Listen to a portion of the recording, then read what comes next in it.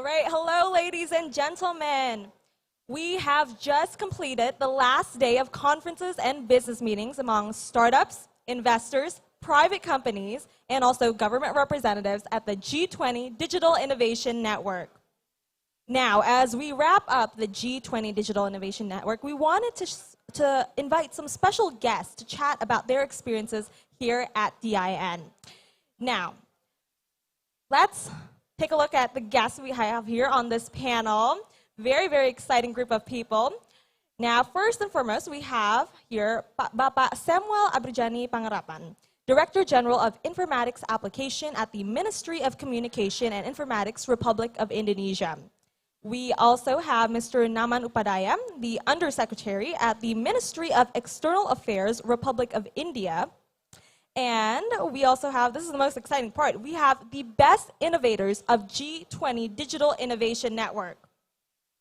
Now, why we wanted to gather you here all today is because we wanted you to share your perspective on the future of digital innovation and how important stakeholders can continue to facilitate global innovation players.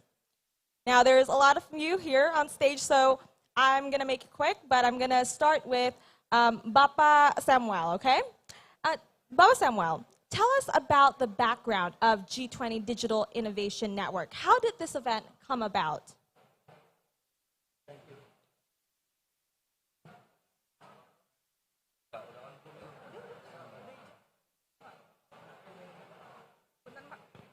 Tes.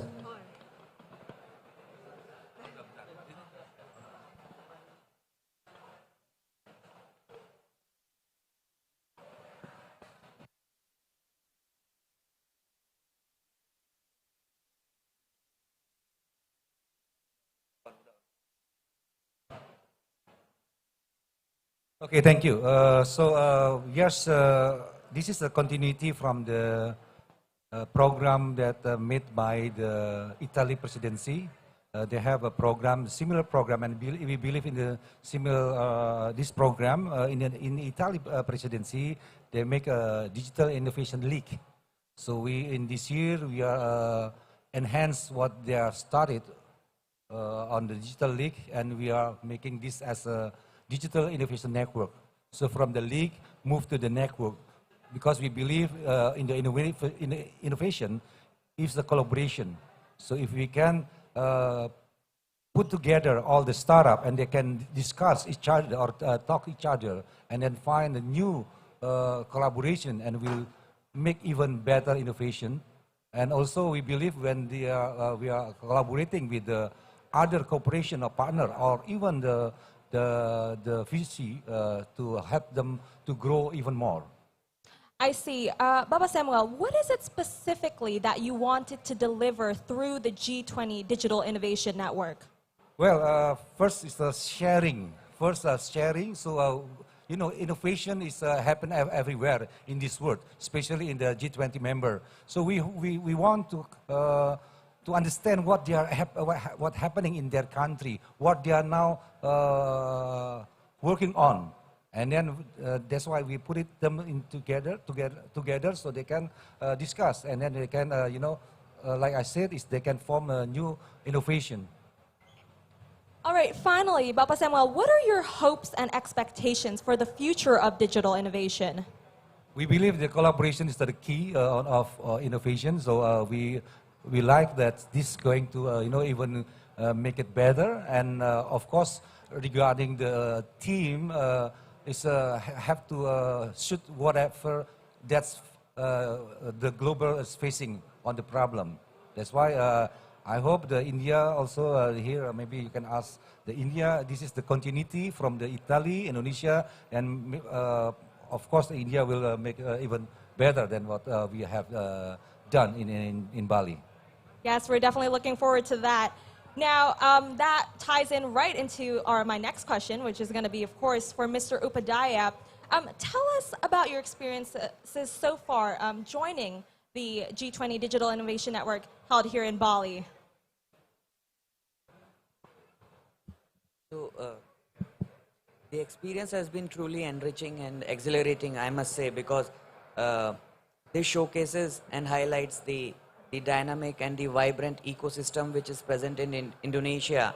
And I must congratulate Indonesia and commend Indonesia for successfully organizing this digital innovation network in a nearly flawless manner, because it is really heartening to see that at such a platform, venture capitalists as well as the innovators, they are coming together, not only from India or Indonesia, but from the member states of G20 countries.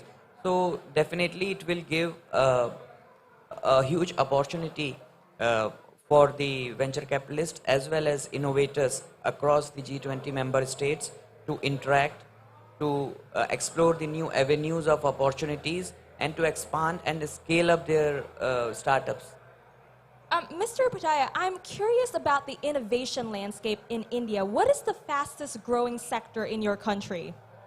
So, as far as India is concerned, the IT, as you can take it's an easy guess that information technology is one of the fastest growing sector in India, especially in the domain of innovation. Apart from information technology, post COVID-19 pandemic, we have seen that even the health sector is growing very fast, and then we have new and emerging sectors as well, which are coming up. Maybe it may be automotive, etc. But I must like to highlight especially the fintech sector in India, which is growing rapidly. And apart from fintech, health, and IT, there are innovations coming up in various sectors and various other fields. And it is heartening to see the healthy competition, because it is the competition which breeds innovation. And you can see the kind of ecosystem which we have in India. There are new apps, for example, Covin.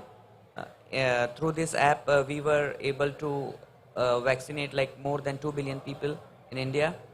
So these are the kind of innovations which we need, so that it can reach to the last mile of the people, and we can ensure that no one is left behind. And this should be the motto of the innovation, what Indonesia has rightly suggested, that we have to recover together, and this recovery should be stronger. And I would like to add that it should also be sustainable. Innovation to make sure that no one is left behind. That is very, very important. Now, as Bapa Samuel has already mentioned, your country will be the next president of the G20. So what is something that you saw here today at G20 Din that you hope continues at the next Digital Innovation Network that your country, India, will host? So during our presidency, I must say that the experience of these 3 days was truly amazing, and quite a learning experience for me as well as for our country as well, because Indonesia has got some brilliant ideas, and which they executed very nicely. So we will take all the best practices from Indonesia, and we will look for the support and the assistance from Indonesia, so that we can carry this forward. And as Sir rightly said, that many of the sectors which were covered during this digital innovation network, for example, health, education, supply chain, we would like to further build on it and take it forward, and include more sectors, be it financial inclusion, health, artificial intelligence. So these are some of the other sectors also, digital security, and some of it can be called as like public digital platforms, which India is quite good at. So we would like to include others, and diversify it more. And we would like to build on the excellent work which has been done by Indonesia. All right, thank you so much, Mr. Upadhyaya. Well, I'm going to move on now to the startups. So maybe we could go down the line, and each of you could give us your name, the name of your startup, and which country you come from. So my name is Neil. I'm from Singapore.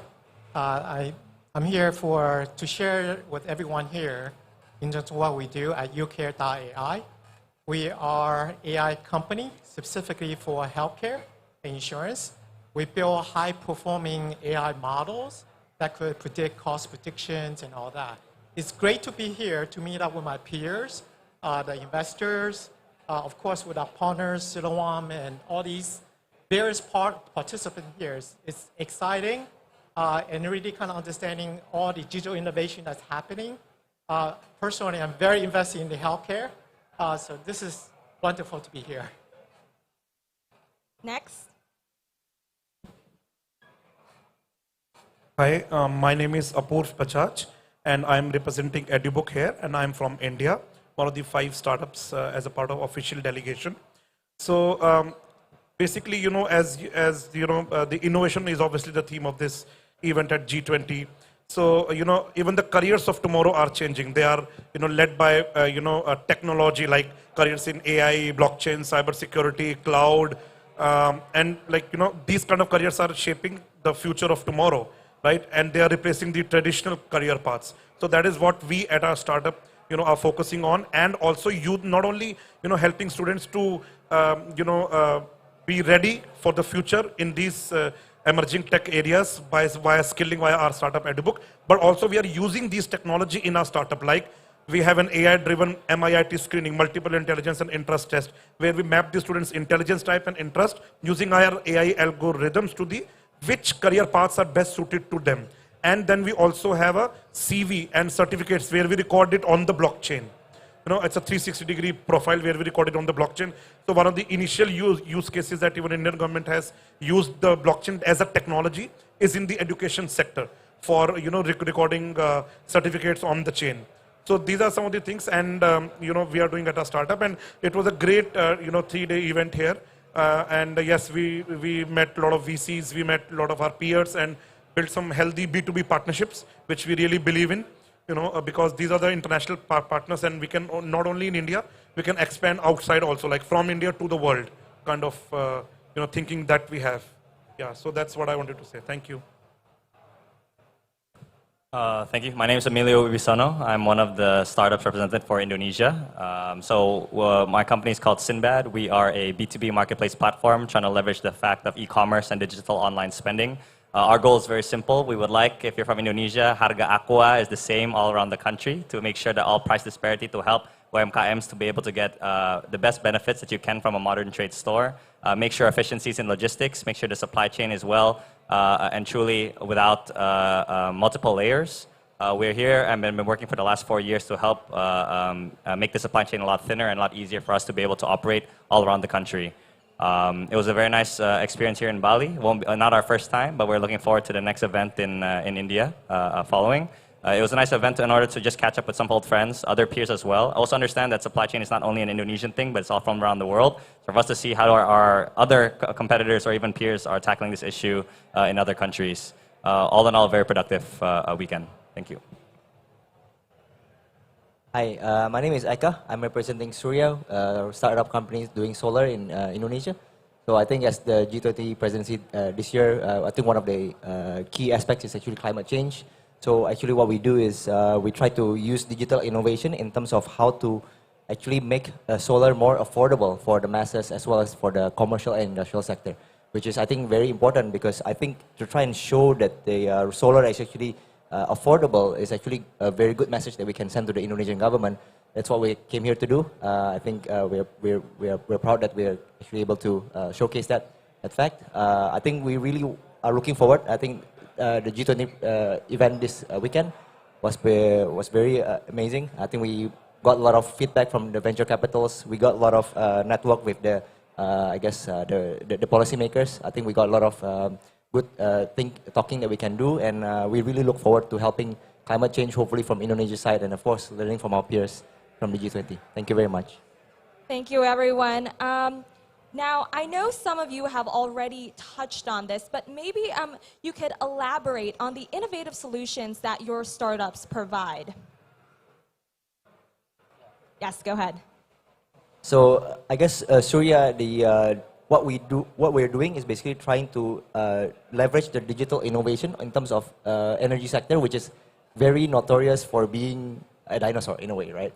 What we're trying to do is basically, what we realize is that there's actually a fintech sector that's growing that can actually connect investors towards the borrowers. That's what we try to do at Surya. We actually try to. So I think the biggest challenge about renewable energy is that it's actually extremely expensive to invest upfront.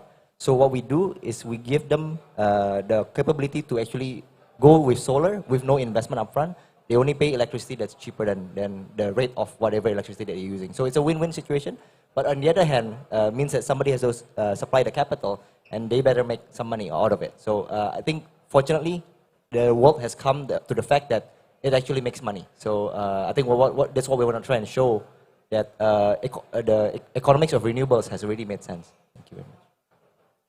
We each answer once or to your question? Yes, everyone. Sure. For Sinbad and e-commerce, it's quite simple. Majority of transactions here in the country, or maybe even around the world, is still mainly offline. So the innovation that we're trying to bring is to make offline to online, to make sure that people can transact using a digital platform. It makes it easier on costing, makes it easier on deliveries, it makes it easier to get a wholesome package. To the simple modem that we're trying to do is order at any time, at any place, at the cheapest price, and that's the disruption we're trying to do. An industry that has been around for since the dawn of time, and we're trying to make it online. So at EduBook, what we are doing is basically, when it comes to choosing a career path, it's basically usually either your peer pressure or parents' wishes that you sometimes, follow, most of the times, not sometimes. But, what we are doing is we are gathering, we have made a AI-based solution, which is driven by machine learning models, where we scientifically map the student's intelligence type and interest based on various psychometric tests, which is proven to be 90% accurate. And then using those AI tests, we map it with most relevant career paths for them that is actually suited as per their intelligence and interest type. So that's one way that we're using future technology, that's AI. Second is, as I said, blockchain. Blockchain is something we are using in recording the certificates, education certificates, and the whole CV, the resume and curriculum vitae on the blockchain, and then helping the students, get the jobs using those resumes, which look all the same. And at the same time, from the employer side, it's kind of automating the background screening, because these CVs will be verifiable, tamper-proof, and on the chain. So you no need to do the tedious process of background verification and everything. So that's how we are innovating at EduBook in India. Thank you. So in the case, can you hear me? Yeah, so in the case of UCare.ai, we're focusing on building predictive models, and our objective is actually looking at healthcare and making it more effective and efficient, right? So the approach we're taking, actually working with hospitals and working with insurance company, so that you could actually understand better in terms of your costs and what are the most effective way to engage with them as well. So these are kind of predictive models we're helping both the hospital and insurance to really building that out. And then we have a long way to go. And this is where, with partners like Silawam in Indonesia, we're very happy in terms of what we can do locally as well. All right, thank you. I have one final question for you all, and that's, what are you going to take away from your experience of participating at the G20 Digital Innovation Network? Again, sure. So I think it's very, very exciting because, startup, you get to meet all your peers, looking at the investors, leveraging understand the policy in each countries. These really are all helpful in terms of how we, as a startup, navigate and then build up in terms of scale. So it's a tremendous opportunity, in particular from a digital innovation perspective. This is so critical in terms of things are moving so fast. So it's really appreciative and then really honored to be here. Yeah, so regarding us, first of all, it's an honor to win the judges category award in the EdTech area. That's something we'll relish for the long time at this international stage. Second, obviously, is that goal 12 of the UN SDGs, which is about partnering for achieving all other goals, all other 11 goals that the United Nations have. So, right now we are partnering with 15 B2B, business-to-business partnerships across the world, including from Dubai, including obviously within India and Singapore and Egypt and Israel. So this is something we, carried forward here and made some new partnerships in new G20 countries. And that's what we will take it forward in our case. Yeah. Thank you.